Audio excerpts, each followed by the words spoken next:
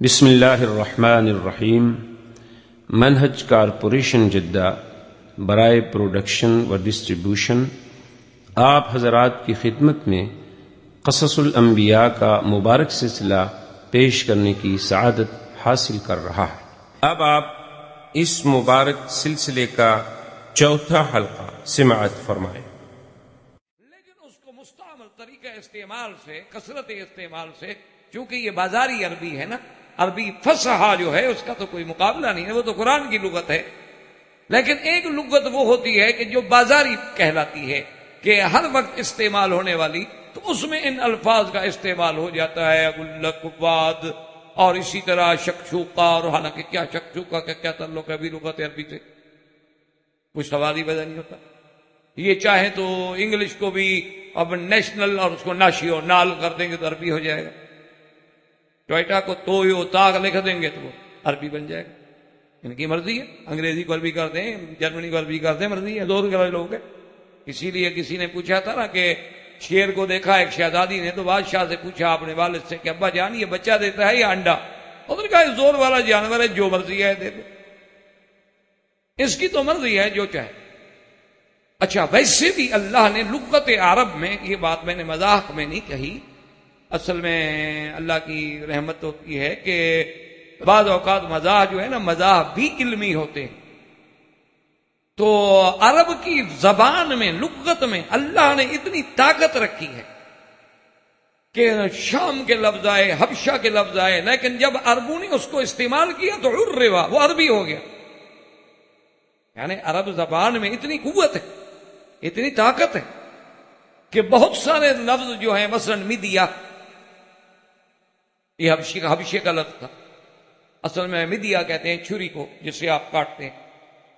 اچھا، اسی طرح کئی لفظ آئے تھے باہر سے، اور لیکن جب وہ عربوں نے استعمال کیے تو اس کو وہ اہل لغت کہتے ہیں کہ لفظ تو اجمی تھا لیکن عربا، عربی بن گیا۔ عربوں نے استعمال کیا تو خلاص اجمیت ختم ہو گیا، وہ عربی ہو، کہ اس لغت میں زور ہے، اس میں طاقت۔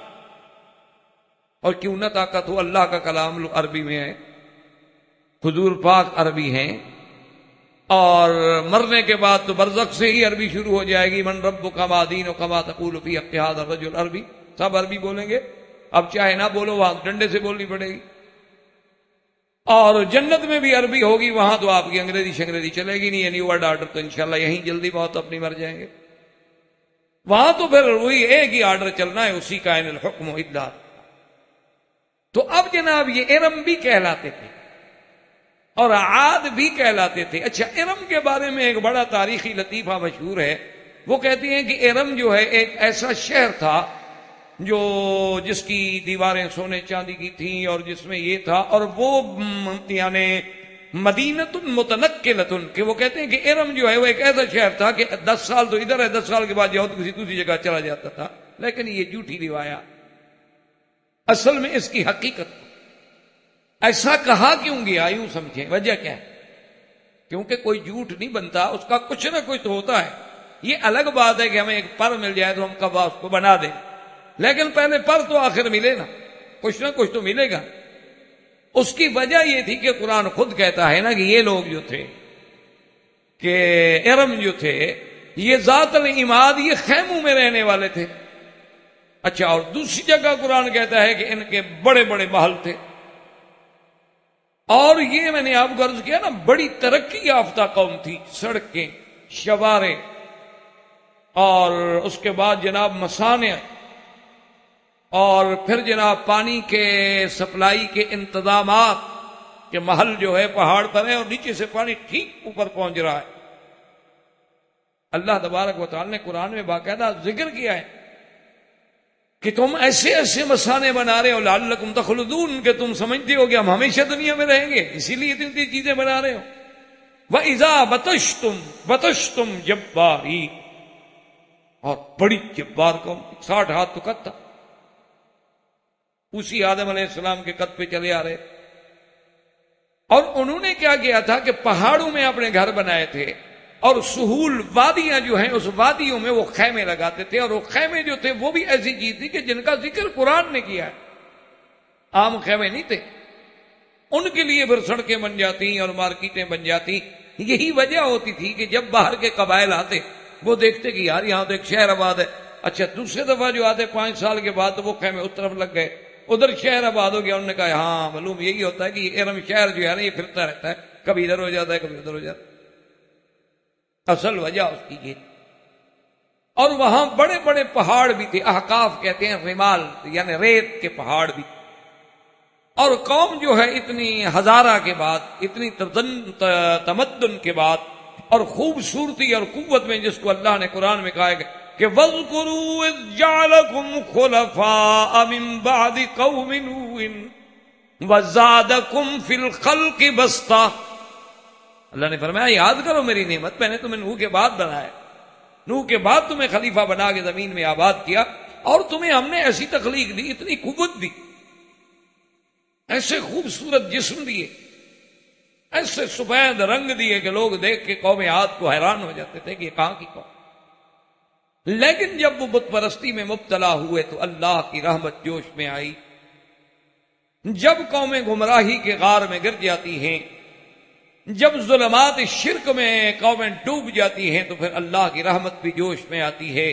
جیسے زمینیں مردہ ہو جاتی ہیں تو اللہ بارش برساتے ہیں, اور جب دل مردہ ہو جاتے ہیں تو اللہ اپنے وحی کی بارش کرتے ہیں اور نبیوں کو بھی. یہ قائم, کیونکہ زمینوں کی آبادی کا تعلق پانی کے ساتھ ہے, اور دلوں کی آبادی کا تعلق جو ہے وہ ایمان اور اللہ کے وحی.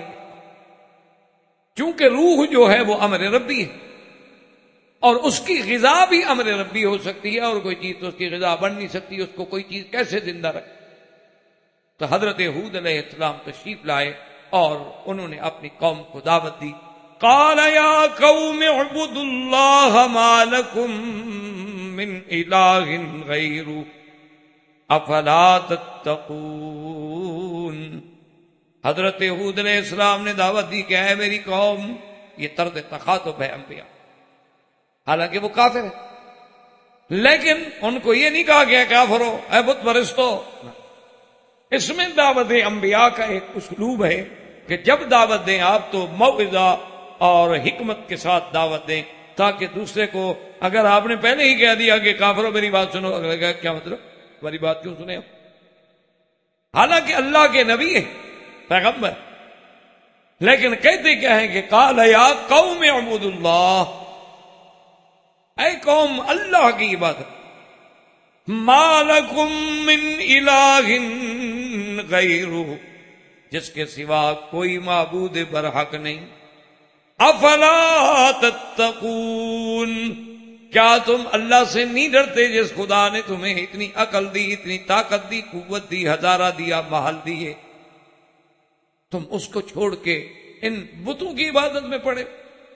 تو قصص انبیاء علیہم السلام سے ہمیں جو سب سے بڑا سبق ملتا ہے وہ یہ سمجھیں کہ اللہ نے آخر یہ قصے کیوں بیان. ایک تو سب سے پہلے اس لیے یہ قصے بیان کیے گئے کہ ہمیں سمجھ آئے کہ اللہ کا دین ایک ہے.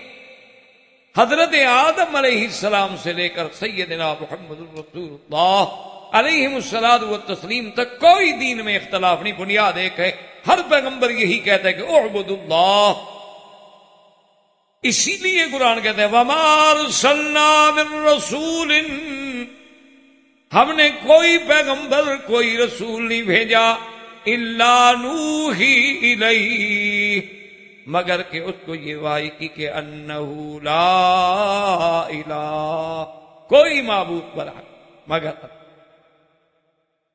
یہی دعوت قوم نے, نوح علیہ السلام نے قوم کو کیا دعوت دی تھی, یہی کہا تھا نا, قال یا قوم اعبدوا اللہ ما لکم من الہ غیرہ انی اخاف علیکم عذاب یوم عظیم.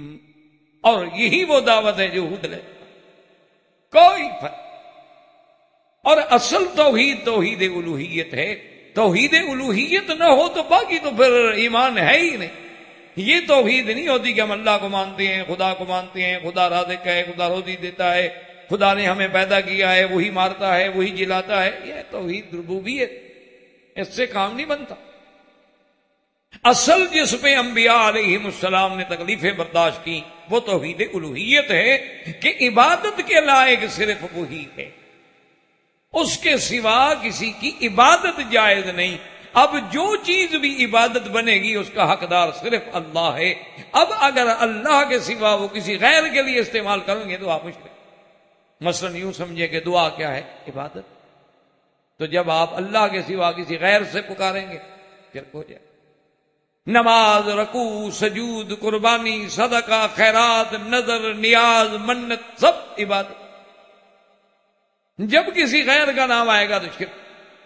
لیکن حضرت ہود علیہ السلام کی دعوت کے جواب میں قوم کیا کہتی؟ قال الملأ الذین کفروا من قومه، قال الملأ، ملأ کا معنی سردار، ملأ کا معنی ان کے بڑے بڑے لوگ۔ ان کو ملأ کیوں کہا جاتا ہے؟ علماء نے لکھا ہے کہ وہ جو بڑے لوگ ہوتے ہیں وہ مجلس کو بھر دیتے ہیں بیٹھنے میں۔ بڑا آدمی آگے جب بیٹھے گا تو آپ دیکھیں پوری مجلس بھری ہوئی ہوگی، اور لوگوں کے دلوں کو رعب سے بھر دیتے ہیں کہ لوگ دیکھتے ہیں کون بیٹھا ہے یار، بڑا آدمی بیٹھا، اس لیے ان کو ملأ کہا۔ قال الملأ الذین کفروا من قومه انا لنراک فی سفاہۃ وَإِنَّا لَنَظُنُّكَ مِنَ الْكَاذِبِينَ۔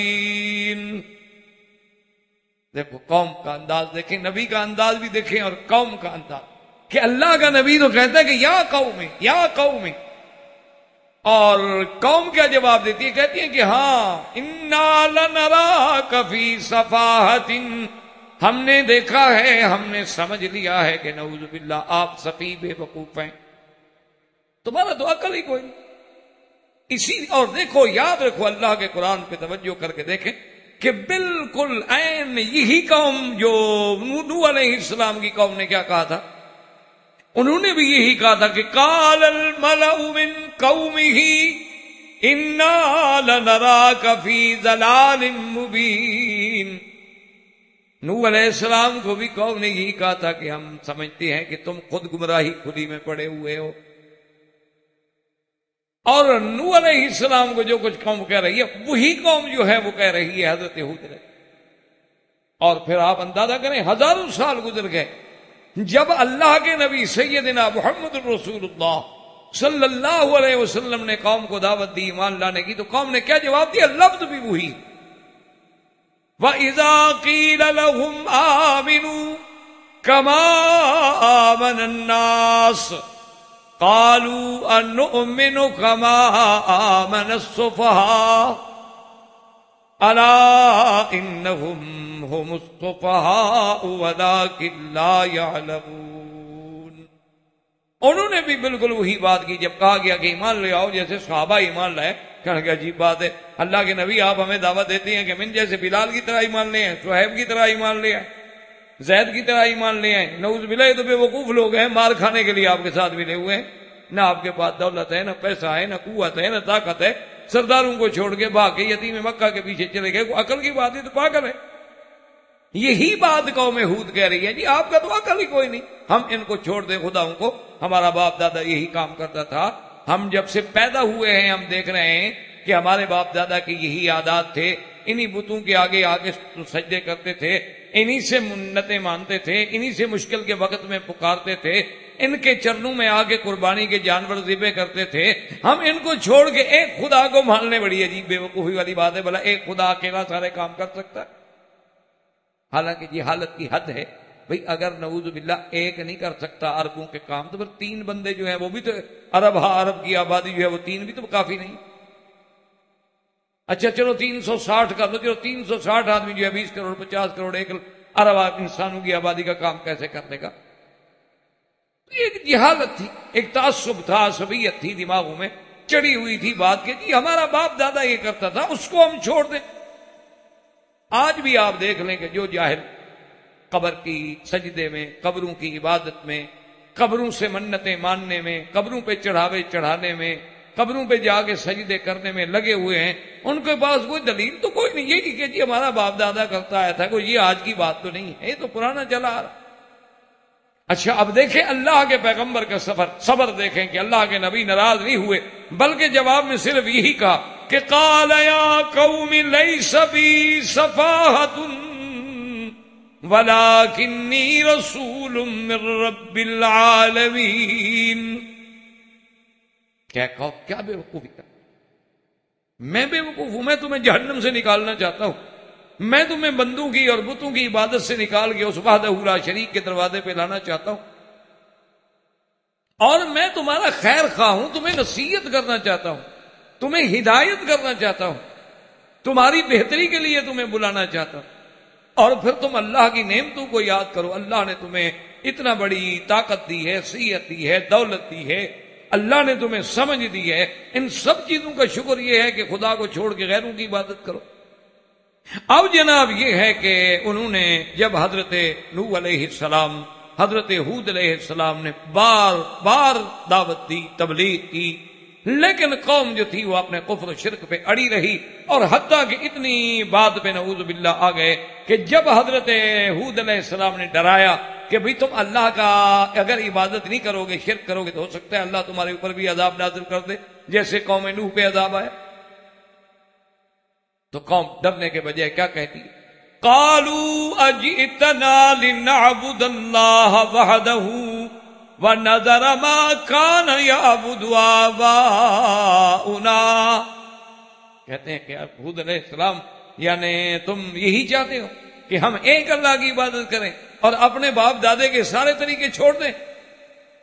یعنی اس کا مطلب ہے کہ ہم پاگل ہیں، ہمارے باپ دادا بھی پاگل تھے، ہم ان کو چھوڑ دیں۔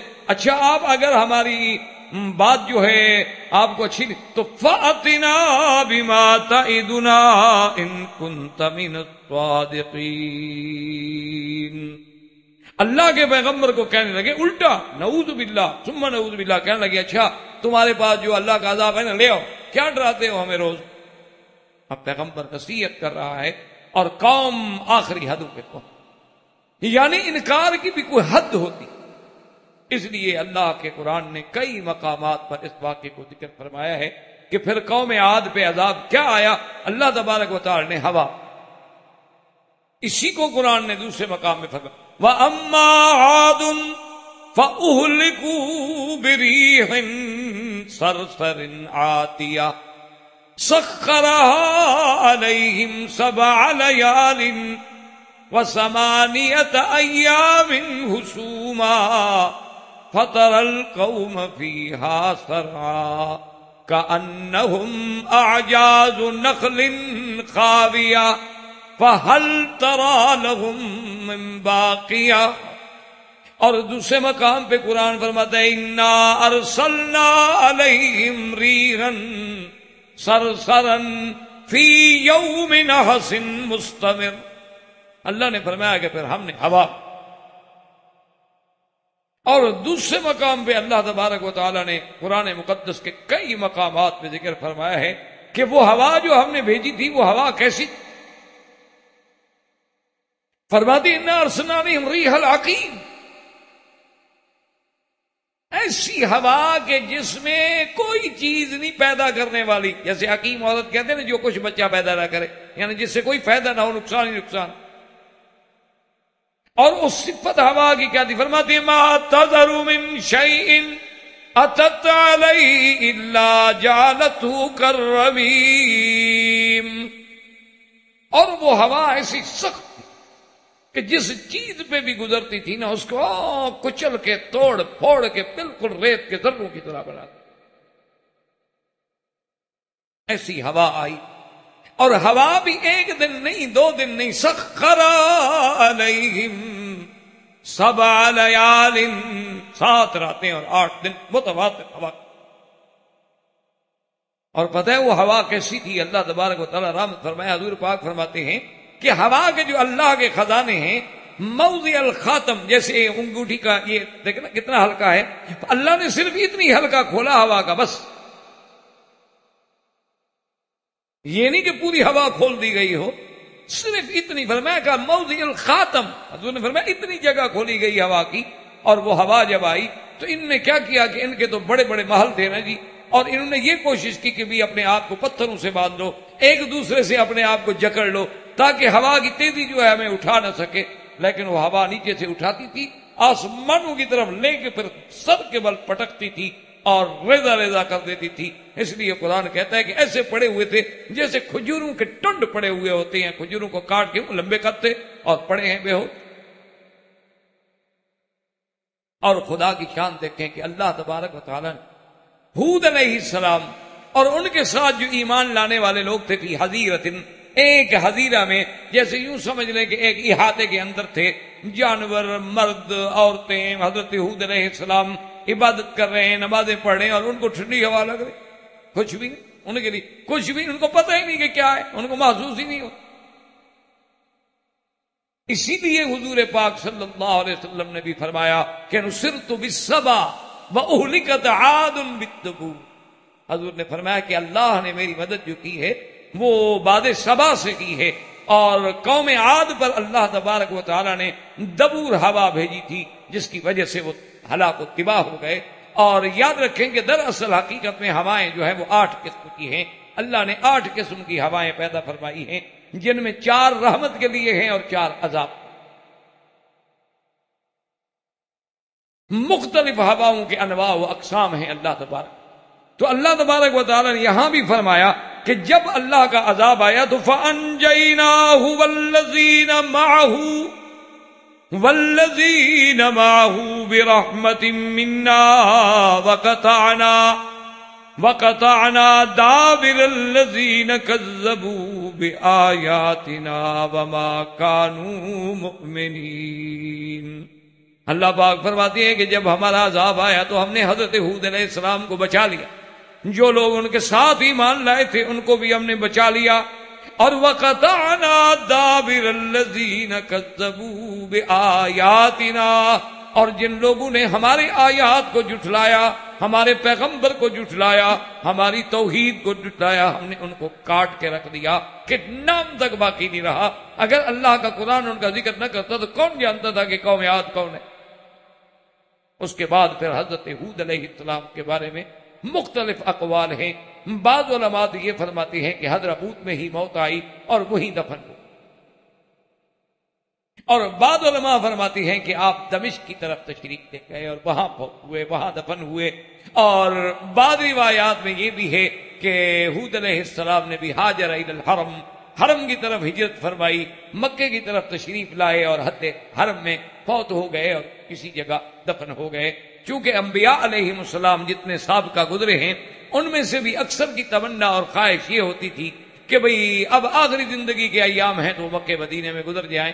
اس لیے بہت سارے انبیاء کے بارے میں بھی یہ ذکر آیا ہے، لیکن ان کی قبروں کی موقع کی اور موضع کی تعیین جو ہے وہ کسی صحیح روایت میں نہیں ملتی کہ کس جگہ ہے، چونکہ ہزاروں سال بھی۔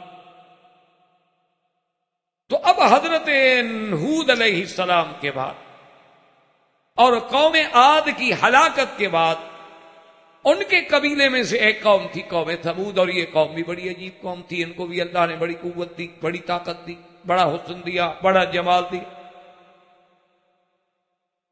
اور یہ جن کے بارے میں اللہ تبارک و تعالی نے قرآن پاک میں بڑی تفصیل سے ذکر فرمایا، اور ان کا ذکر بھی تقریباً 26 مقامات۔ اور اسی میں ایک بات یہ بھی یاد رکھیں کہ جب قوم عاد پہ عذاب آیا تھا نا 8 راتیں اور 7 دن، تو بعض روایات میں ہے کہ اس عذاب کی ابتدا جو ہے منگل کے دن ہوئی تھی، اور بعض روایات میں ہے کہ اس کی ابتدا جو ہے وہ بدھ کے دن ہوئی تھی۔ اسی لیے آج تک بعض لوگ جو ہے نا منگل اور بدھ کو منحوس سمجھتے ہیں، کہتے ہیں قرآن میں ایام النحسات، قرآن کہتا ہے کہ فی یوم النحس۔ تو حالانکہ یاد رکھیں یہ بات غلط، یہ جہالت کی بات ہے۔ آج کل بھی بہت سارے لوگ ہمارے ہاں ضعیف العقیدہ لوگ جو ہیں وہ منگل اور بدھ کو سفر پر نہیں نکلتے، وہ کہتے ہیں منگل اور بدھ کے دن جی ہم نہیں نکلیں گے، گھر سے سفر نہیں کریں گے، یہ منحوس دن ہے، اور اس دن اگر نکلو تو بس سفر میں ہی رہو گے۔ یہ عام لوگوں میں مشہور ہے، اگر بدھ کے دن بارش آ جائے کہتے ہیں جی بس یہ گلے پڑ گئے، یہ تو اب نہیں چھوڑے، یہ تو اگلے بدھ تک جائے۔ یہ جہالت۔ پہلی بات تو یہ ہے کہ اللہ فرماتے ہیں کہ ان پہ عذاب ایک دن نہیں رہا، 8 دن رات، پھر تو 8 کے 8 دن ہی منحوس ہوئے، صرف منگل بدھ کیوں ہوا؟ عذاب ہی 8 دن ہوا ہے، ایک دن تو ہوا نہیں، چلو ہم کہتے ہیں منگل یا بدھ منحوس ہے، پھر تو 8 کے 8 دن منحوس ہو گئے، جان چھڑائیں 8 دن ہی کام نہ کریں، قصہ ختم کریں ایک۔ اور دوسری بات یہ ہے کہ منحوس جو تھے وہ ان پر تھے یا مسلمانوں پر تھے؟ یعنی جن پہ عذاب آیا ان کے لیے منحوس تھے، اور ہمارے لیے یا حضرت ہود کے لیے تو مبارک تھے نا کہ دشمن مر گیا، تو یہ تو نحوست ان کے لیے تھی، ہمارے لیے تو باعث برکت تھی وہ بات۔ لیکن جو چیز کافروں کے لیے منحوس ہو تم اپنے لیے بھی منحوس سمجھو تو سمجھو پھر کس کی اتباع کر رہے ہو؟ اس لیے یہ عقیدے رکھنا جو ہے غلط بات۔ اب قوم سمود جو ہے وہ بھی چونکہ اسی قبیلہ عاد کا ایک شاخ تھی، وہ بھی اپنے ہزارہ میں اور اپنے تمدن میں بڑے مشہور تھے، لیکن وہ بھی بت پرستی میں مبتلا ہو۔ اللہ تبارک و تعالیٰ نے ان کے پاس پیغمبر بھیجی حضرت صالح علیہ السلام، جیسے کہ پہلے ہم عرض کر چکے ہیں کہ حضرت ہود بھی عرب ہیں، حضرت صالح بھی عرب ہیں، حضرت شعیب بھی عرب ہیں، اور سیدنا محمد رسول اللہ صلی اللہ علیہ وسلم بھی عرب۔ وَإِلَىٰ ثَمُودَ أَخَاهُمْ صَالِحًا قَالَ يَا قَوْمِ اعْبُدُوا اللَّهَ مَا لَكُم مِّنْ إِلَٰهٍ غَيْرُهُ۔ حضرت صالح علیہ السلام نے بھی ان کو آ کے یہی دعوت کہ اے قوم اللہ کی عبادت کرو، اللہ کے سوا کوئی معبود برحق نہیں اور کوئی عبادت کے لائق۔ لیکن قوم نے کہا ہم تو بات نہیں مانتے، اور اللہ کے پیغمبر نے ان کو اپنے معجزے کا ذکر کیا، اور پھر اللہ کے پیغمبر نے ان کو نعمتیں یاد دلائیں کہ بندے کو نعمت یاد آئے تو کچھ تو احساس ہوتا ہے نا اپنے منہ میں حقیقی کو پہچاننے کا۔ جیسے آپ کسی آدمی کو کہیں دیکھو یار کمال کی بات ہے، میں نے آپ کو مکے بلایا، میں نے آپ کی نوکری کرائی، میں نے آپ کے ساتھ یہ کیا، کم از کم تم کچھ تو مہربانی کرو، میرے احسانات کا یہ بدلہ دو نہ دو۔ اللہ کے پیغمبر نے تذکیر بالنعم کی کہ وَاذْكُرُوا إِذْ جَعَلَكُمْ خُلَفَاءَ مِن بَعْدِ عَادٍ وَبَوَّأَكُمْ فِي الْأَرْضِ تَتَّخِذُونَ مِن سُهُولِهَا قُصُورًا وَتَنْحِتُونَ الْجِبَالَ بُيُوتًا فَاذْكُرُوا آلَاءَ اللَّهِ وَلَا تَعْثَوْا فِي الْأَرْضِ مُفْسِدِينَ۔ اللہ کے پیغمبر نے کہا کہ ظالمو یاد کرو، اللہ نے قوم عاد کے بعد تمہیں ان کا خلیفہ بنا کے بھیجا، تمہیں زمین میں رہنے کی نعمت دی، اور پھر تمہیں ایسی قوت دی ہے کہ تم وادیوں میں بڑے اونچے اونچے قصر بناتے ہو، اور تمہیں اتنی طاقت دی ہے کہ تم پہاڑوں کو کھود کے پہاڑوں کے اندر گھر بناتے ہو، اتنی نعمتیں۔ اچھا وہ ایسا نہیں کرتے تھے جیسے آج کل بھی تو لوگ پہاڑوں کے مکان بناتے ہیں، پہاڑ کاٹ دیا مکان بنا لیا، یا پہاڑوں سے پتھر لے آئے اور ان کو پتھر لگا نہیں، وہ پہاڑوں کو کھود ڈالتے تھے ایسے فن کے ساتھ کہ یہ پہاڑ کھڑا ہے نا جی، بس کھدائی ہو گئی، اسی کو کھودتے گئے، یہ کمرہ بن گیا، ڈرائنگ روم ہے، یہ ڈائننگ روم ہے، یہ فلاں ہے، اسی پہاڑ کے اندر تنحتون من الجبال، اتنی بڑی طاقت۔ اس لیے پیغمبر کہتے ہیں فَاذْكُرُوا آلَاءَ اللَّهِ وَلَا تَعْثَوْا فِي الْأَرْضِ مُفْسِدِينَ۔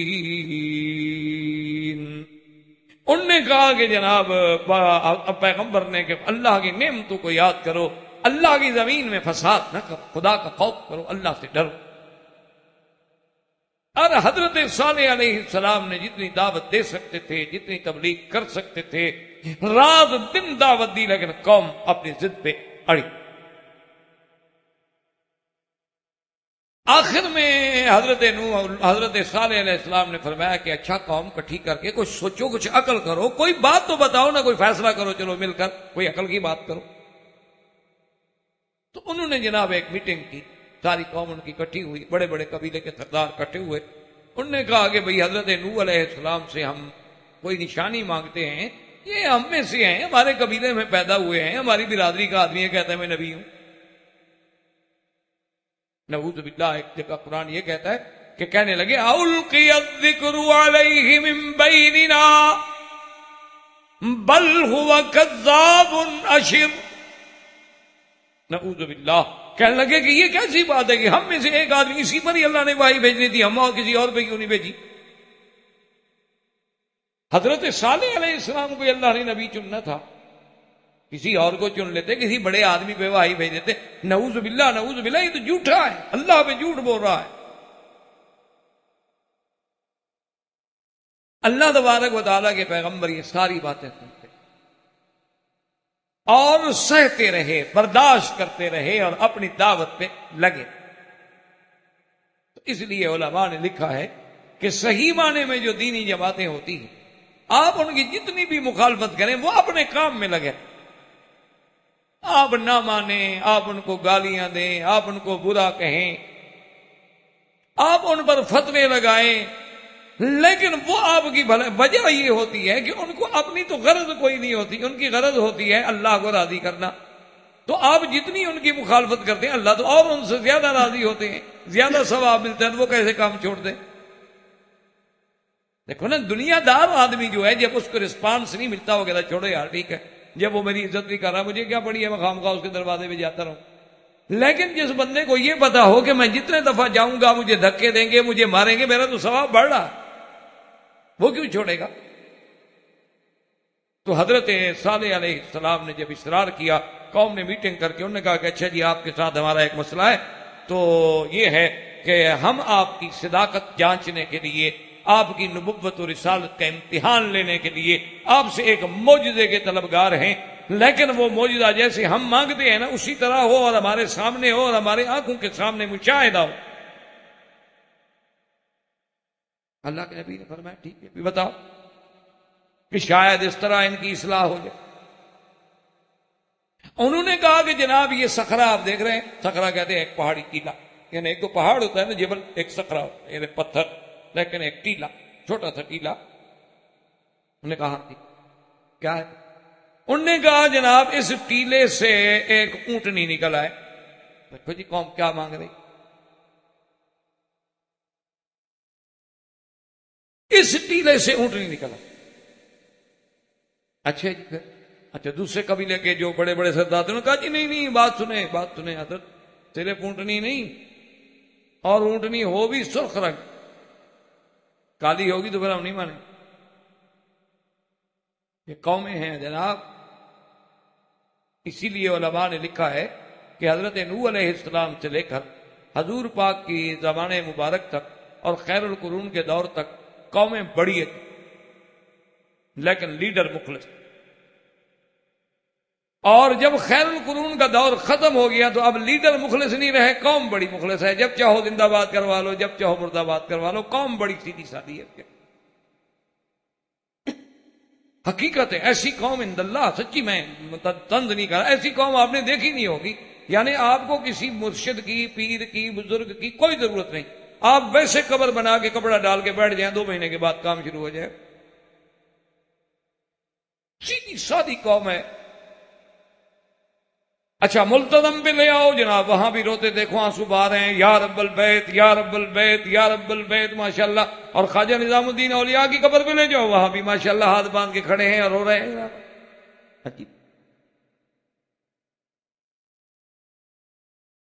پہلے قومیں اتنی شدید تھی، انہوں نے کہا کہ اس صخرہ سے اونٹنی نکلے، دوسرے نے کہا کہ جناب اونٹنی سرخ ہو، تیسرا قبیلے کا سردار کھڑا کر نے کہا جی نہیں صرف سرخ بھی نہ ہو، زخمہ بڑی ہو، موٹی تاز۔ اچھا ایک اور قبیلے کا سردار کھڑا ہو گیا، اس نے کہا جناب صرف موٹی تازی نہ ہو بلکہ 10ویں مہینے کی حاملہ ہو، بس بچہ جننے والی ہو، کیونکہ ہم نے دودھ ہی پینا ہے نا، کچھ صرف اونٹنی دیکھنی تھوڑی ہے۔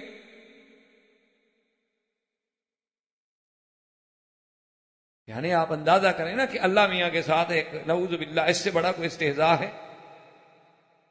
اور جناب قبائل نے کہا کہ اچھا وہ اونٹنی اتنی بڑی ہو اور اتنا اس کا دودھ ہو کہ ہم سارے بنوس جتنا ہے نا سمود کی قوم، ساری قوم پی لے ایک دن میں، سب کو کافی ہو جائے۔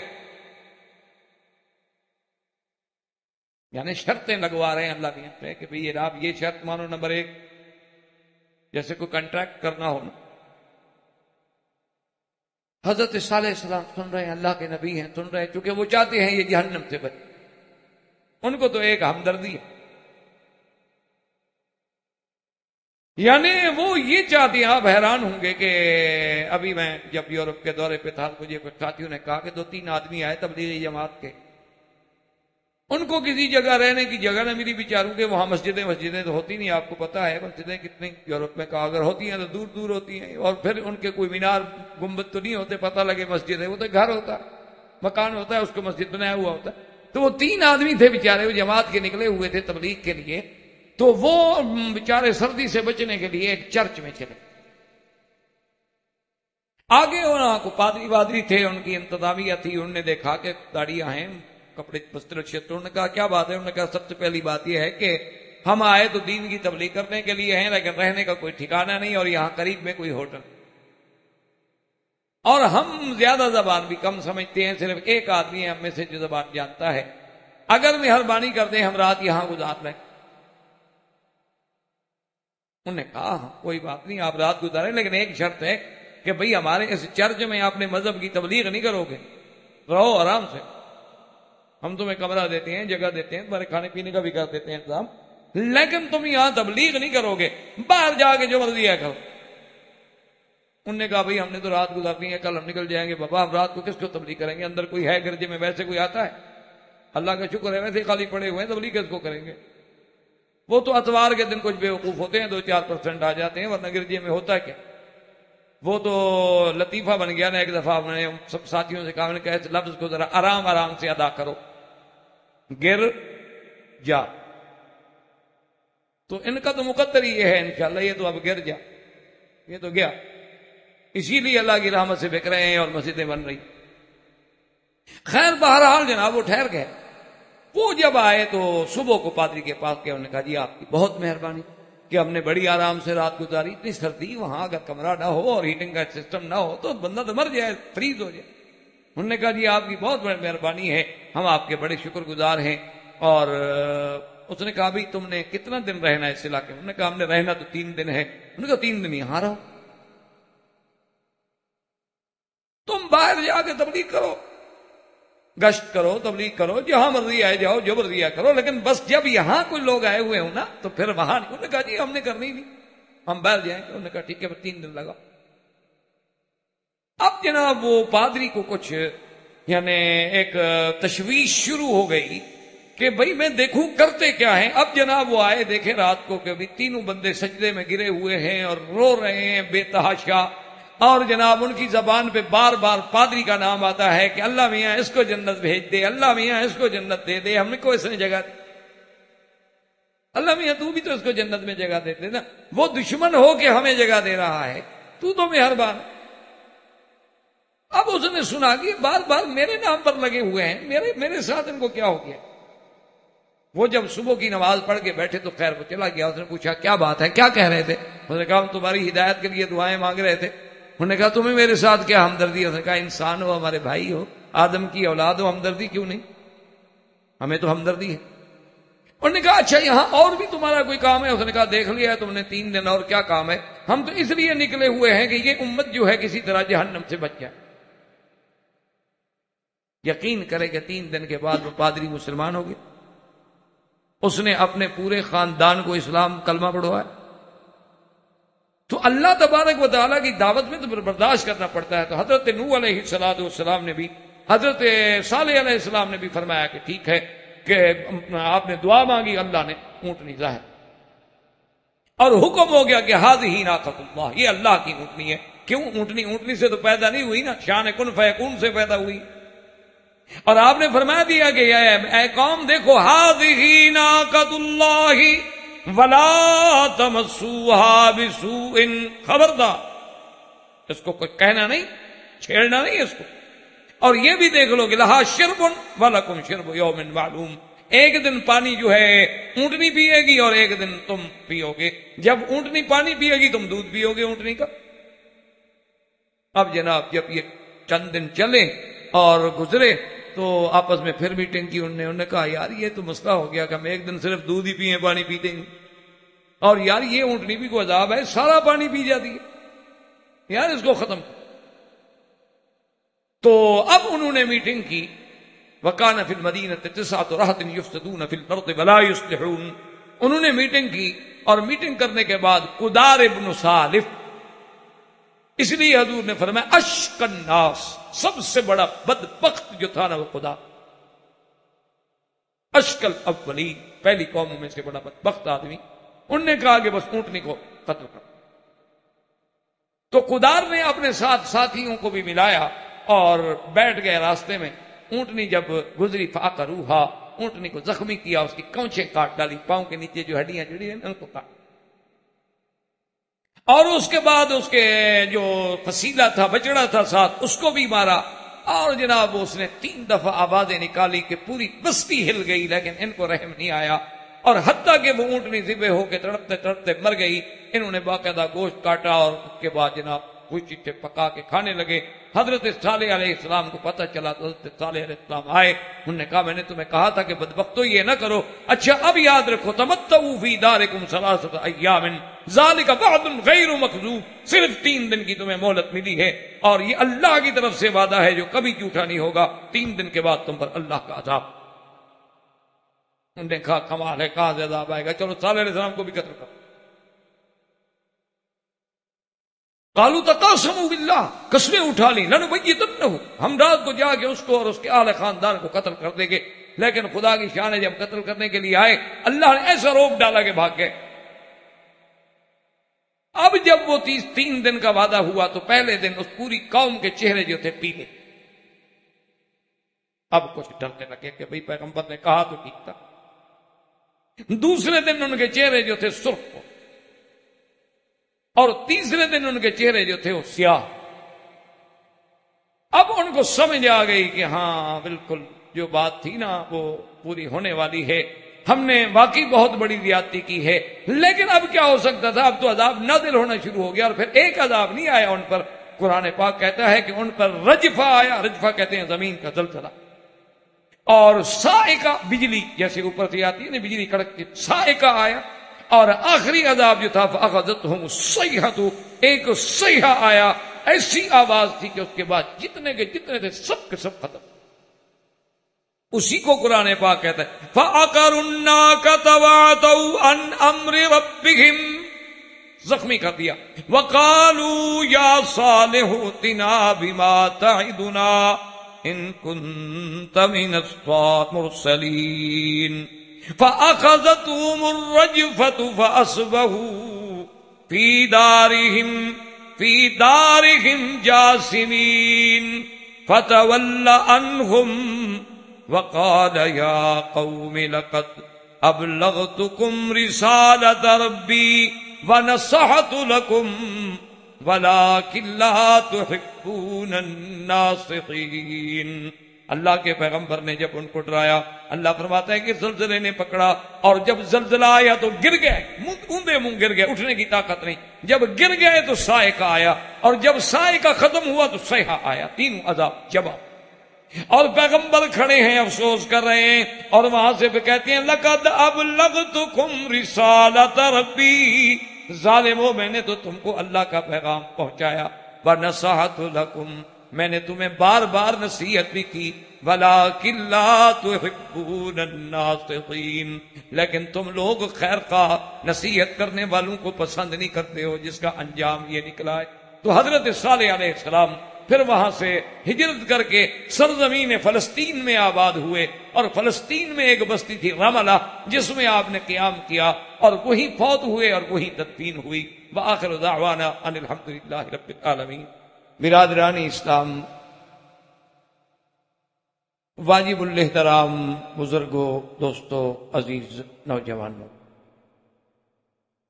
الحمدللہ سلسلہ دروس قصص الانبیاء علیہم الصلوات والتسلیم، جو حضرت آدم علیہ السلام سے جس کی ابتدا ہوئی تھی، اور حضرت آدم علیہ السلام کے بعد حضرت شیس علیہ السلام، سیدنا ادریس علیہ السلام، سیدنا نوح علیہ السلام، اور اس کے بعد سیدنا ہود علیہ السلام، اور سیدنا ہود علیہ السلام کے بعد سیدنا صالح علیہ السلام، جن کو اللہ تبارک و تعالی نے قوم سمود کے پاس نبی بنا کے بھیجا، اور جنہوں نے اس معجزہ عظیمہ ناقۃ اللہ کی توہین کی، بے قدری کی، اور پھر اللہ کے عذاب نے ان کو پکڑا۔ اب حضرت صالح علیہ السلام کے بعد آج ہم اپنے درس میں سیدنا ابراہیم الخلیل علیہ السلام، سیدنا ابراہیم الخلیل علیہ السلام جو ہیں بڑے باعظمت اور اولو العزم اور رفیع الشان پیغمبروں میں ہیں۔ ویسے تو اللہ کا ہر نبی شان والے ہوتے ہیں، لیکن سیدنا ابراہیم علیہ السلام جو ہیں، حتیٰ کہ ان کو ابو الانبیاء کا خطاب ملا کہ اللہ نے ان کی ذریت میں اتنے نبی بھیجے ہیں، یعنی آپ اندازہ فرمائیں کہ صرف بنو اسرائیل میں ہزاروں نبی بھیجے گئے، اور بنو اسرائیل جو ہیں وہ حضرت ابراہیم علیہ السلام کی سلالہ اور نسل سے، کہ حضرت ابراہیم علیہ السلام کی اولاد میں سیدنا اسماعیل ہیں، سیدنا اسحاق، سیدنا اسحاق علیہ السلام کی اولاد میں سیدنا یعقوب ہیں، جن کا دوسرا نام اسرائیل، اور پھر سیدنا یعقوب کی اولاد میں یوسف علیہ السلام۔ تو اللہ تبارک و تعالی نے یہ شرف جو ہے سیدنا ابراہیم علیہ السلام کو دیا ہے کہ آپ کے بعد، یعنی آپ کی ولادت و بعثت کے بعد جتنے نبی دنیا میں آئے ہیں ان کا تعلق جو ہے وہ سیدنا ابراہیم الخلیل علیہ السلام۔ اسی طرح خاتم الانبیاء سرکار دو عالم سیدنا محمد الرسول اللہ صلی اللہ علیہ وسلم بھی ولد ابراہیم، یعنی کتنی بڑی عظمت ہے کہ سیدنا ابراہیم علیہ السلام کی ذریت میں، سیدنا ابراہیم علیہ السلام کے خاندان میں اللہ نے میرے پاک نبی افضل الانبیاء، امام الانبیاء، خاتم الانبیاء والمرسلین کو بھی مبعوث فرمایا۔ اسی لیے صحیح حدیث مبارک ہے کہ حضور فرماتے ہیں کہ اللہ نے ان اللہ اصطفیٰ من ولد ابراہیم، کہ اللہ نے ابراہیم علیہ السلام کی اولاد میں سے اسماعیل علیہ السلام کو منتخب فرمایا، ورنہ ان کا بیٹا تو اسحاق بھی تھے اور اسحاق بھی نبی ہے، لیکن اللہ نے اسماعیل علیہ السلام کو اختیار فرمایا، اور اسماعیل علیہ السلام میں سے اللہ نے بنی کنانہ کو منتخب فرمایا، اور بنی کنانہ میں سے اللہ نے قریش کو چن لیا، اور قریش جو ہیں یہ بنی کنانہ میں سے اصل میں آئے، قصی بن کلاب نے ان کو اکٹھا کیا، تو قرشہم کا معنی ہوتا ہے جمعہم، اس لیے یہ قریش کہلائے۔ اور پھر حضور نے فرمایا کہ اللہ نے قریش میں سے بنی ہاشم کو چن لیا، اور بنی ہاشم میں سے اللہ نے محمد مصطفیٰ کو صلی اللہ علیہ وسلم۔ تو سیدنا رسول اللہ امام الانبیاء خاتم الانبیاء، آپ کا تعلق بھی سیدنا ابراہیم، اسی سے آپ اندازہ لگائیں کہ سیدنا ابراہیم کا کیا مقام۔ اور اسی طرح اللہ تبارک و تعالی نے سیدنا ابراہیم علیہ السلام واحد پیغمبر ہیں جن کو 1,24,000 نبیوں میں اور رسولوں میں یہ شان ملا ہے کہ امت محمد مصطفیٰ میں قیامت تک ان کا ذکر باقی ہے، کہ آج بھی اگر کوئی مسلمان نماز پڑھے گا، چاہے فرض ہو، واجبات ہوں، سنن ہوں، نوافل ہوں، تو وہ جب درود پڑھے گا تو اللہم صلی علی محمد وعلی آل محمد کما صلیت علی ابراہیم وعلی آل ابراہیم فی العالمین انک حمید مجید۔ تو ابراہیم علیہ السلام جو ہیں ان کا ذکر جو ہے وہ امت محمد مصطفیٰ صلی اللہ علیہ وسلم جو ہے وہ بھی قیامت تک کرے گی۔ یہ شرف بھی ملا ہے تو ابراہیم علیہ السلام کو ملا ہے، اور کسی پیغمبر کا نام آپ نماز میں نہیں لیتے، یا تو حضور کا نام آئے گا یا ابراہیم علیہ السلام کا نام آئے گا. تو یہ شرف بھی صرف سیدنا ابراہیم علیہ السلام کو ملا. اور اسی طرح آپ دیکھیں کہ سیدنا ابراہیم علیہ السلام ان کو اللہ نے اتنا بڑا شرف بخشا ہے کہ وہ اس کعبۃ اللہ کے معمار کہلا، اس کعبۃ اللہ کے بانی کہلا. اور اسی طرح اللہ نے انہیں آسمانوں میں بھی جو کعبہ ہے بیت المعمور اسی کے ساتھ بٹھایا. یعنی سیدنا ابراہیم علیہ السلام جب حضور معراج پہ گئے تو بیت المعمور کے ساتھ دیکھا کہ ایک بڑے خوبصورت بزرگ بیٹھے ہیں، اور حضور نے فرمایا کہ ان کی شکل جو ہے وہ مجھ سے ملتی، یعنی ان کی شکل جو ہے وہ میرے ساتھ مشابہ تھی. تو میں نے جبریل سے پوچھا کہ من ھذا؟ فقال ابوک ابراہیم، یہ آپ کے ابا ابراہیم علیہ السلام ہیں. تو یہ شرف بھی ابراہیم علیہ السلام کو ملا ہے کہ کعبۃ اللہ جو زمین میں ہے اس کا معمار جس کا ذکر قرآن میں ہے، ورنہ کعبہ تو کئی دفعہ بنا. کعبہ کو تو آدم علیہ السلام نے بھی بنایا، کعبۃ اللہ کو فرشتوں نے بھی بنایا، کعبۃ اللہ کو تو کئی لوگوں نے بنایا ہے. جرہم نے بنایا، قریش نے بنایا، حضور صلی اللہ علیہ وسلم بنا میں شریک ہوئے، عبداللہ ابن زبیر نے بنایا، حجاج ابن یوسف نے بنایا. کعبۃ اللہ پر تقریباً 11 مرتبہ تعمیر کا مرحلے گزرے ہیں، لیکن ان سب کے باوجود کسی کا قرآن نے نام نہیں لیا. قرآن نے صرف ایک نام لیا ہے، وَإِذْ يَرْفَعُ إِبْرَاهِيمُ الْقَوَاعِدَ مِنَ الْبَيْتِ وَإِسْمَاعِيلُ. تو یہ شرف جو ہے یہ بھی صرف سیدنا ابراہیم الخلیل علیہ السلام. اور اسی طرح آپ دیکھ لیں کہ حج ہے، حالانکہ سارے انبیاء علیہ السلام نے حج فرمائے، لیکن اللہ تبارک و تعالی نے کعبۃ اللہ میں اور مناسک حج میں، یعنی مینا میں، عرفات میں، مزدلفہ میں، آپ جہاں جہاں بھی نظر ڈالیں گے، مکہ میں، ہر جگہ سیدنا ابراہیم الخلیل کی یاد تازہ ہوگی کہ اللہ نے مقام ابراہیم، اللہ نے صفا مروہ، اللہ نے رمی جمرات، اللہ نے حج میں قربانی، یہ تمام کا تعلق جو ہے وہ سیدنا ابراہیم الخلیل علیہ السلام سے ہے. کہ جب صحابہ نے پوچھا سرکار دو عالم صلی اللہ علیہ وسلم سے کہ یا رسول اللہ یہ ہم جو قربانی کرتے ہیں، آپ نے فرمایا سنت ابیکم ابراہیم، یہ ابا ابراہیم. تو یہ شرف بھی ابراہیم علیہ السلام.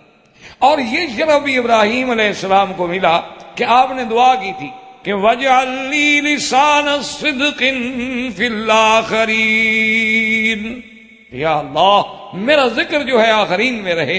اللہ نے قیامت تک سیدنا خلیل کا ذکر بھی ساتھ رکھا. اور دوسری بات یہ سمجھیں کہ خلیل اللہ کا لقب جو ہے وہ بھی صرف ابراہیم علیہ السلام.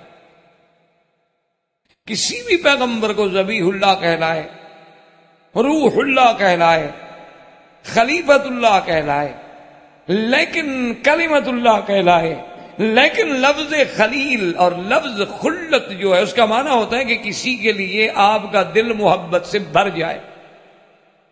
تو اب یعنی آپ اندازہ فرمائیں کہ اللہ جب کسی کو خلیل الرحمن بنا دے، معنی یہ ہے کہ اللہ کا دل جو اس کی شان کے مطابق ہوگا وہ سیدنا خلیل سے محبت میں بھرا ہو.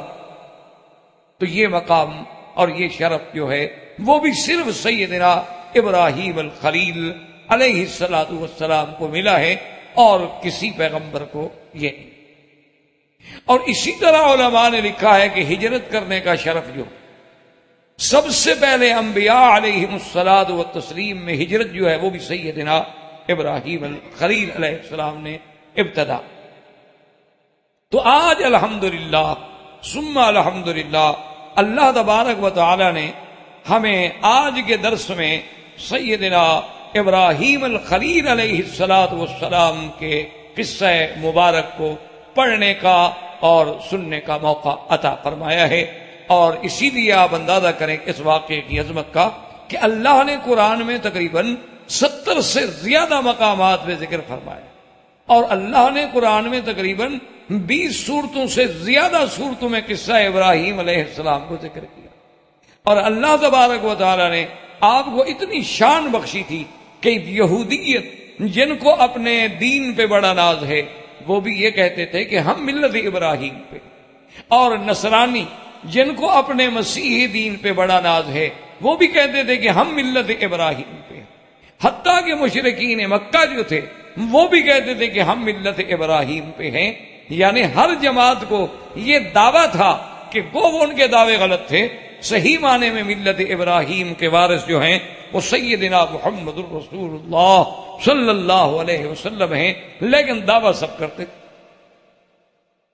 اب سب سے پہلے یہ دیکھیں کہ ابراہیم علیہ السلام جو ہے ان کا تعلق جو ہے وہ بھی سام سے، جیسے کہ آپ پڑھ چکے ہیں کہ حضرت نوح علیہ السلام کے 3 بیٹے تھے، حام، سام اور یافت۔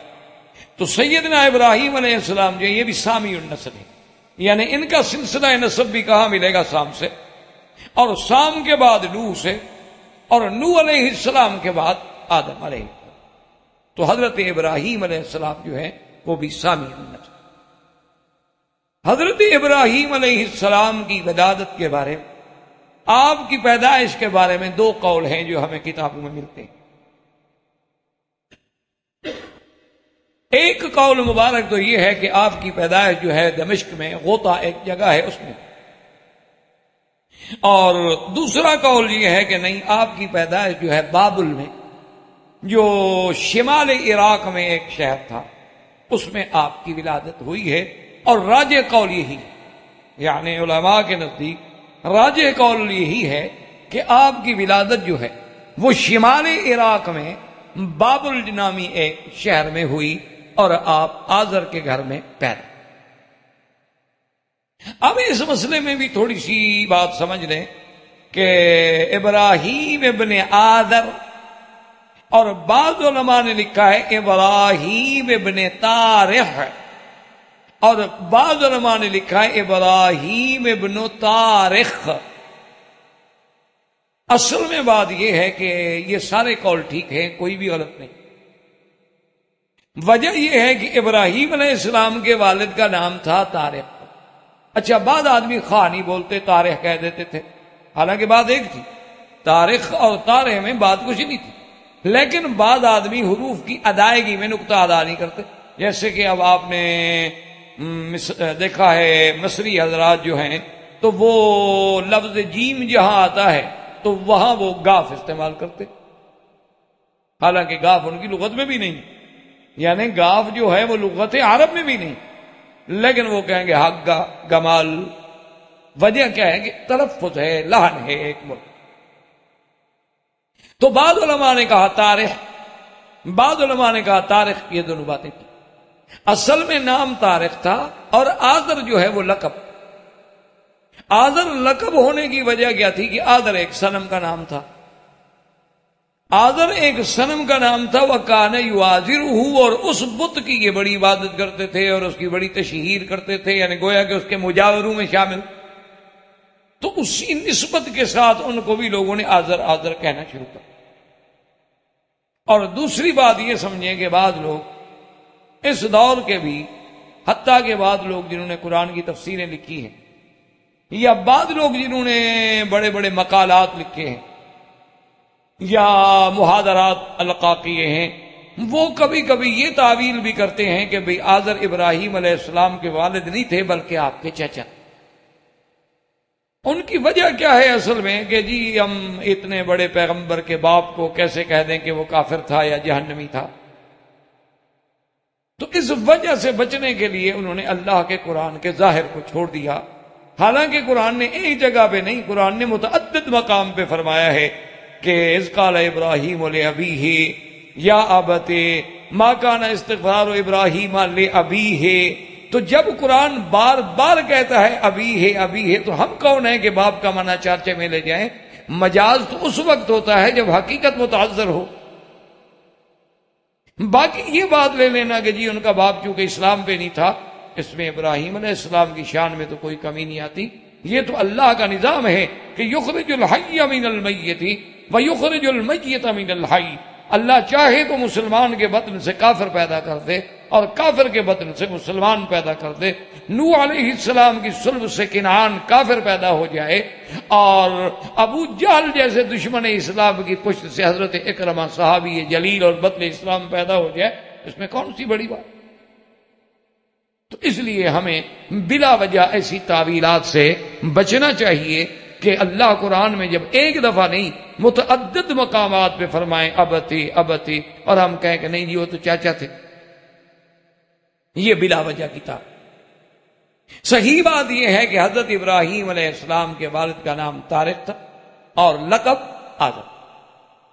اللہ نے متواتر صورتوں میں ذکر فرمایا ہے، اور حضرت ابراہیم علیہ السلام جس شہر بابل میں تھے شمال عراق میں، اس قوم میں بھی بت پرستی کی لعنت، وہ لوگ بھی بتوں کو پوجتے تھے، بتوں کے سجدے کرتے تھے، بتوں پہ نظر نیاز چڑھاتے تھے، حتیٰ کہ بتوں سے اتنی عقیدت تھی کہ وہ جب کھانے پکاتے تو وہ بھی بزرگوں کے جیسے یہاں مزارات پہ رکھے جاتے ہیں، اسی طرح وہ بھی بتوں کے آگے جا کے باقاعدہ رکھتے تھے، اور کچھ دیر رہنے کے بعد پھر لے آتے تھے گھر میں کھانے کے لیے کہ جی اب ہمارے خداؤں نے ان میں برکت ڈال دی ہے، اب یہ ان کے چرنوں میں رکھا ہوا کھانا ہے، اب جو ہے ہم کھائیں گے۔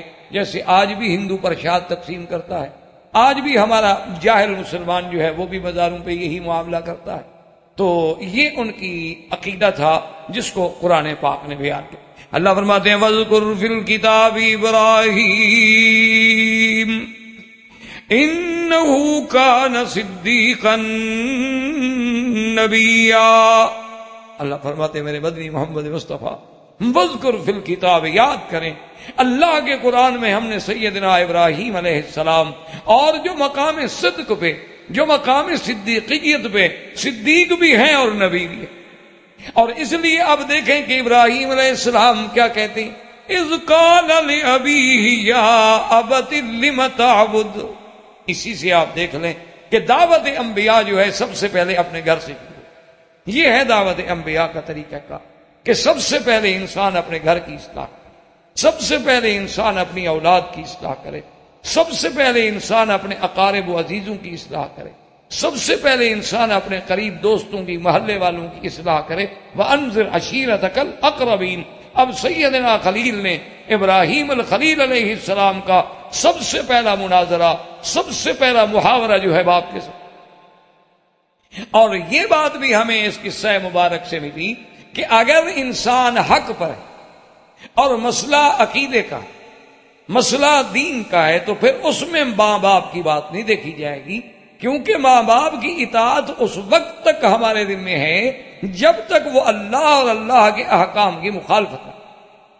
اسی سے ہمیں یہ بھی معلوم ہو گیا کہ اگر باپ کافر ہے تو بیٹا اس کے ساتھ بات کر سکتا، ورنہ اللہ تبارک و تعالی ابراہیم علیہ السلام کو کبھی اجازت بھی نہ، حالانکہ ابراہیم علیہ السلام تو اتنے نرم دل تھے، سیدنا ابراہیم علیہ السلام تو اتنے سخی تھے کہ آپ کو تو بعض لوگوں نے لقب دیا تھا ابو الضیفان، کہ یہ تو مہمانوں کا باپ ہے، حتیٰ کہ بعض مفسرین نے لکھا ہے آپ کی سیرت میں کہ سیدنا ابراہیم الخلیل علیہ السلام کی ایسی عادت مبارک تھی کہ کبھی اکیلا کھانا نہیں، جب تک کہ گھر کے مہمان نہ آئے، اگر نہیں ہے مہمان روزہ رکھ لے، اگر کوئی مہمان نہیں ہے تو باہر تشریف لے جاتے اور باقاعدہ تلاش کرتے کہ کوئی باہر کا مسافر مل جائے گھر لے آؤں تاکہ میں بھی کھانا کھا لوں گا۔ یعنی آپ کی سخاوت کا، آپ کے کرم کا یہ عالم تھا، لیکن مسئلہ توحید پہ اپنے والد کے سامنے کھڑے اور کھل کے بات۔ اور تیسری بات یہ ہے کہ جب تک آدمی اللہ کی توحید کو صحیح انداز میں پیش نہ کرے اس وقت تک مسئلہ سمجھ نہیں۔ یعنی جیسے آج کل ایک رواج ہوتا ہے، وہ جی ماحول کا کچھ تقاضا ہے، ذرا نرم بات ہونی چاہیے، دیکھیں نا جی کچھ غصہ قلب بھی ہوتی ہے، ذرا اسلوب بڑا میٹھا ہونا چاہیے، یا بالکل جی ٹھیک ہے اگر شیعہ کا ماحول ہے تو فضائل حسین اور فضائل اہل بیت پہ تقریر ہو گئی۔ اب آپ مولوی کو یہ تو نہیں کہہ سکتے کہ اہل بیت کو ہم نہیں مانتے، ان کی شان تم نے کیوں بیان کی۔ اب اگر دیکھا کہ کوئی اہل توحید کا مسئلہ ہے تو توحید بیان ہو گئی، دیکھا کہ اگر کوئی اہل بدعات حضرات کا یا تھوڑے سے دوسرے حضرات کا مجمع ہے تو وہاں سیرت پہ تقریر ہو گئی، سب لوگوں نے خوش ہو گئے، وہ بھی خوش ہو گئے، وہ بھی خوش ہو گئے۔ لیکن ہمیں تو یہ دیکھنا چاہیے کہ کیا اللہ بھی راضی ہوئے ہیں کہ نہیں۔ اب دیکھیں پیغمبر ہے کتنی بات کہتے، یا ابتی لم تعبد ما لا يسمع ولا يبصر ولا يغني عنك شيئا، کہ ابا جان آپ کس کی عبادت کریں، کیوں عبادت کرتے ہیں ایسی چیزوں کی، نہ سنیں نہ دیکھیں نہ بھلا کریں نہ فائدہ کریں۔ بھئی آدمی کسی کو خدا جو مانتا ہے تو کوئی فائدہ تو کرے نا، اللہ تبارک و تعالیٰ کسی کو بندہ مثلا الہ مان رہا ہے تو نفع دینے والا ہو، نقصان دینے والا ہو، زندہ کرنے والا، موت دینے والا. یہ کیا بات ہوئی کہ ایسی چیز کی عبادت کی جائے جو تو پہلی بات یہ کہ نہ سنے نہ دیکھے. کیا مانا کہ بھئی عبادت جو جیسے ہمارے ہاں اردو میں ایک محاورہ ہے نا جی کہ بھینس کے آگے بین بجاؤ تو کیا فائدہ ہوگا بھائی.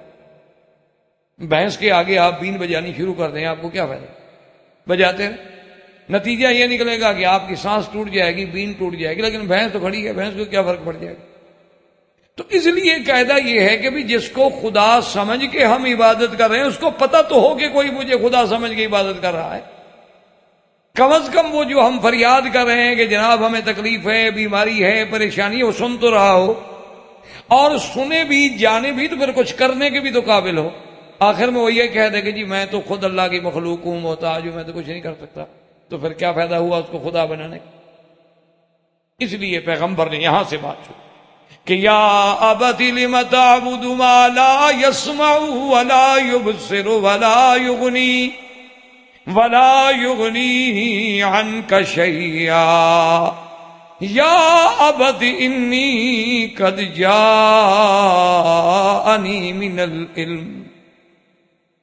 جاءنی من العلم ما لم یاتک فاتبعنی اہدک صراطا سویا.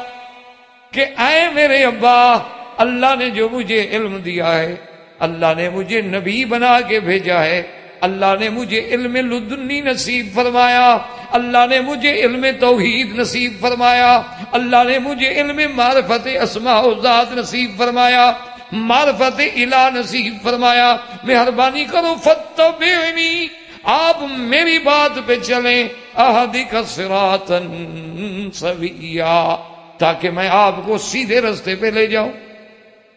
اس سے یہ بات بھی ہو گئی کہ اگر بیٹا، حالانکہ دیکھو باپ بڑا ہوتا ہے بیٹا چھوٹا ہوتا ہے، لیکن اللہ تبارک و تعالیٰ نے بیٹے کو جب مقام نبوت دے دیا ہے تو وہ باپ کو کہے گا کہ میرا کلمہ پڑھ. باپ کو بھی بیٹے کا کلمہ پڑھنا ہو، باپ کو بھی بیٹے کی، اس لیے پیغمبر کہہ رہا ہے کہ فاتبعنی، میری اتباع. اور اس کے بعد فرماتے ہیں کہ یا ابت لا تعبد الشیطان ان الشیطان کان للرحمن عصیا. کہ اے ابا جان، شیطان کی عبادت نہ کرو، شیطان تو رحمان کا سخت نافرمان ہے، منکر ہے. وہ رحمت کرنے والا اور یہ عصیان کرنے والا، وہ رحمان یہ عصیان. اس لیے اب اس سے یہ بھی مسئلہ سمجھیں کہ دراصل حالانکہ آزر جو ہے وہ تو بت کی عبادت کرتا تھا، کوئی شیطان کی عبادت تھوڑی کرتا. شیطان تو انہوں نے دیکھا بھی نہیں ہوگا شاید. تو اب وجہ کیا ہے کہ پیغمبر ڈائریکٹ کہہ رہا ہے کہ یا ابت لا تعبد الشیطان، شیطان کی عبادت نہ کرو. وجہ کیا ہے سمجھ. علماء نے لکھا ہے کہ کوئی آدمی جب غیر اللہ کی عبادت کرتا، چاہے وہ بتوں کی عبادت کرے، چاہے وہ سورج کی عبادت کرے، چاہے وہ آگ کی عبادت کرے، چاہے وہ شخصیات کی عبادت کرے، چاہے وہ زندہ یا مردوں کی عبادت کرے، دراصل وہ عبادت شیطان کی ہوتی ہے. کہ اللہ کے راستے سے ہٹا کے غیر اللہ کے راستے پہ لگانے والا کون ہے؟ شیطان. کیونکہ اسی نے تو کہا تھا کہ اللہ میاں میں تیرے بندوں کو گمراہ کروں گا، وَلَأُضِلَّنَّهُمْ، میں ان کو گمراہ کروں. تو اس لیے ورنہ کوئی آدمی کو کیا پڑی ہے کہ جا کے جناب آگ جل رہی ہے اور عبادت کر، سورج چمک رہا ہے تو عبادت کر. یہ ساری چیزیں عطا کے بت پرستی، جیسے کہ آپ پڑھ چکے ہیں قصہ آدم علیہ السلام میں اور قصہ نوح علیہ السلام میں، کہ یہ بتوں کی ابتدا کرنے والا بھی کون تھا؟ شیطان. اسی نے دل و دماغ میں یہ بات ڈالی تھی کہ یہ بڑے اللہ والے لوگ ہیں، اللہ کے پیارے ہیں، محبوب ہیں، وہ بیچارے فوت ہو رہے ہیں، بھئی ان کی تو یاد ہی ختم ہو جائے گی نا. کم از کم ان کے جو ڈیرے ہیں، ان کی جو قبر ہے، وہاں ہم کوئی جگہ بنا لیں بیٹھنے کی، طرح ان کو یاد کر لیا کریں گے. اور اس کے بعد پھر دماغوں میں ڈالا کہ بھئی بزرگ تو چلے گئے، اگر ہم کم از کم ان کا ایک فوٹو بنا لیتے، ان کا ایک مجسمہ بنا لیتے تو ہمیں یاد تو آتا بھی یہ اللہ والا تھا.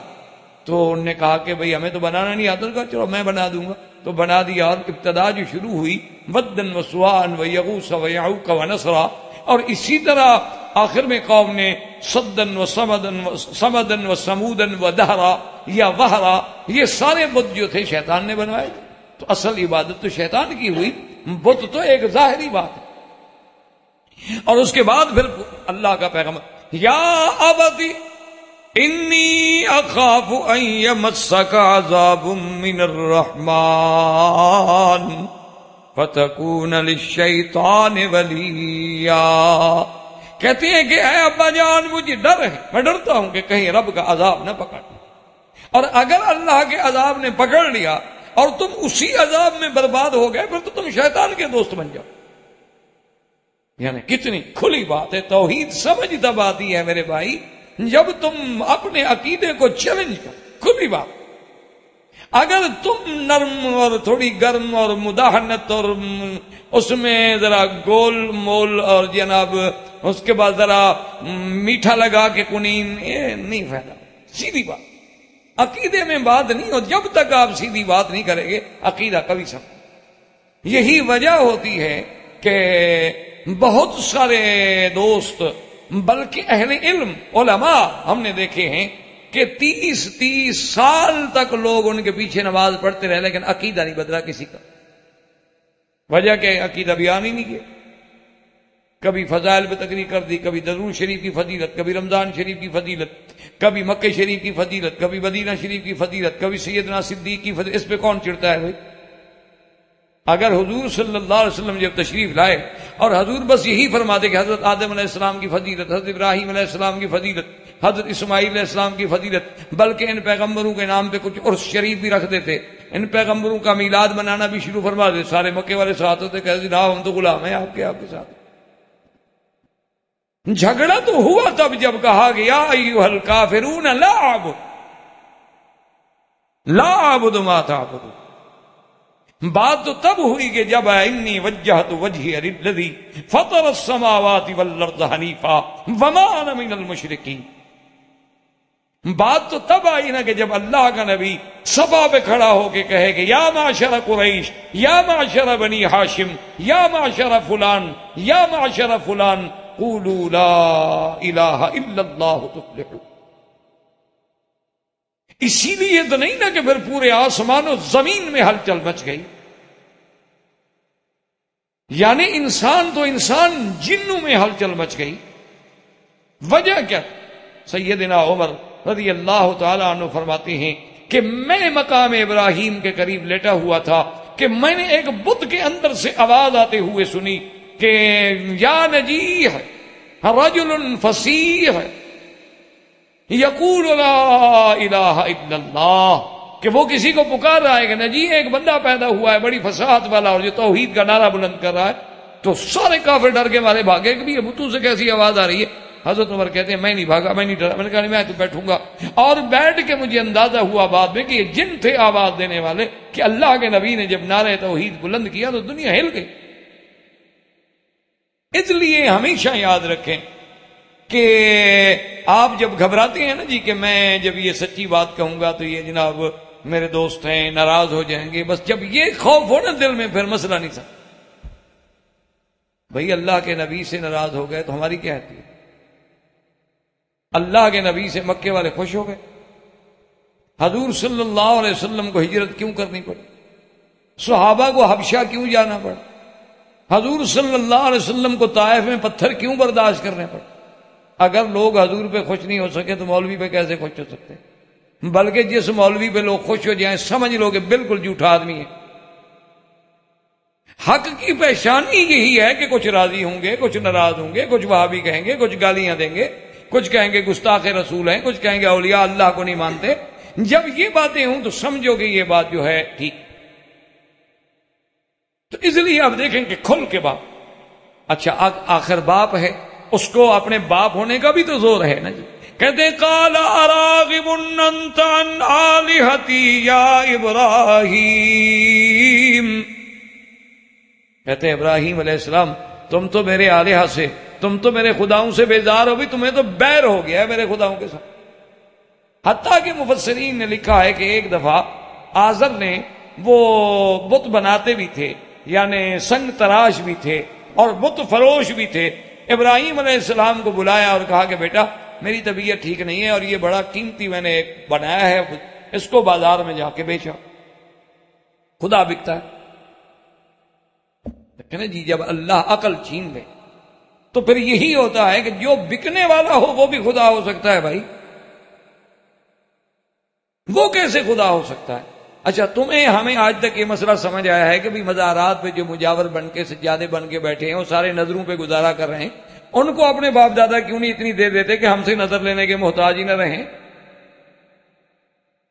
وہ نہیں مانگتے اپنے باپ دادا سے 2-2 روپے کے محتاج ہیں کہ ہم جا کے سلام کریں اور نذرانے چڑھائیں،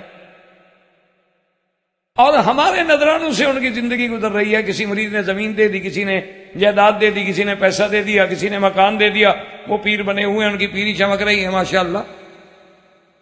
وہ یہ لوگ اتنا بھی لوگ نہیں سمجھتے کہ بابا اگر ان پیروں میں دینے کی بات ہے تو کم از کم اپنے ان اولادوں کو تو دیتے ہماری جان چھڑوائیں، کم سے ہم سے تو جگہ ٹیکس ختم ہو جائے نا۔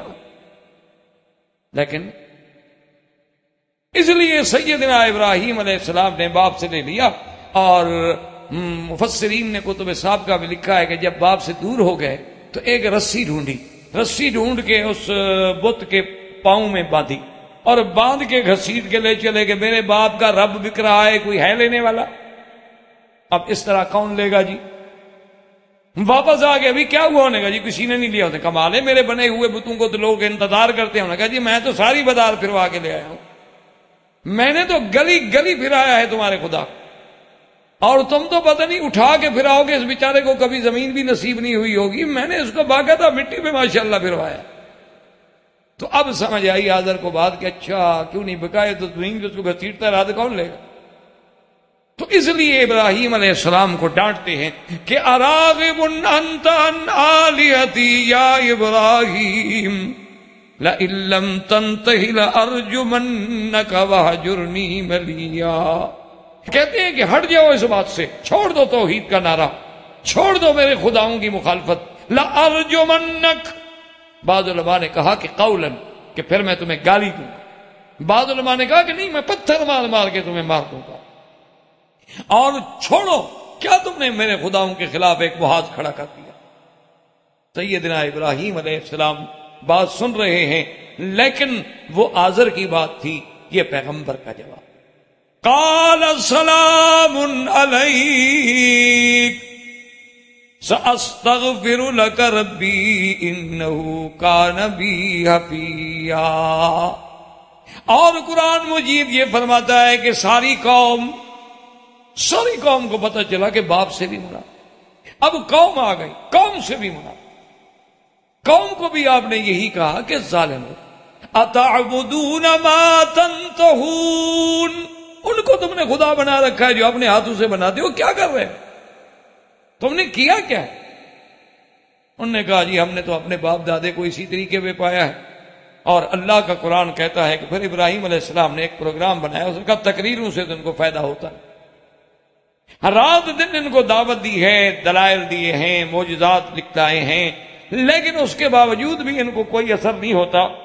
اب یہ ہے کہ بھئی ایک آخری فیصلہ کریں کہ ضرب ماری جائے ان کے خداؤں پر، تبھی مسئلہ حل ہو۔ جب قوم کے ساتھ مناظرہ ہوا تو اللہ کا قرآن دوسرے مقام میں فرماتا تاللہ لاکیدن اصنامکم بعد ان تولوا مدبرین۔ حضرت ابراہیم علیہ السلام نے کہا مجھے بھی خدا کی قسم ہے میں بھی تمہارے خداؤں کو سمجھوں گا، میں بھی کوئی ہیلا کروں گا، جب تم نہیں ہوگے نا میں تمہارے ان خداؤں سے بات کروں۔ بعض علماء نے فرمایا ہے قال فی نفسہ، یعنی یہ قول جو ہے ابراہیم علیہ السلام نے اپنے دل میں کہا کہ لوگ سن لیں، لیکن یہ بات نہیں ہے کہ دل میں کہا، پیغمبر نے کھل کے بات، کوئی دل میں کہنے کی بات نہیں، بالکل کھل کے کہ تاللہ لأکیدن اصنامکم، یہ تمہارے بت، یہ تمہارے آلہہ، عقیدن قید، قید کا معنی ایصال المکروہ بطریقۃ خفیۃ، یعنی دشمن کو ایسے طریقے سے نقصان پہنچاؤ کہ اس کو پتہ نہ چلے۔ احباب کرام، اس کے بعد اب آپ اس مبارک سلسلے کی CD نمبر 5 سماعت فرمائیں۔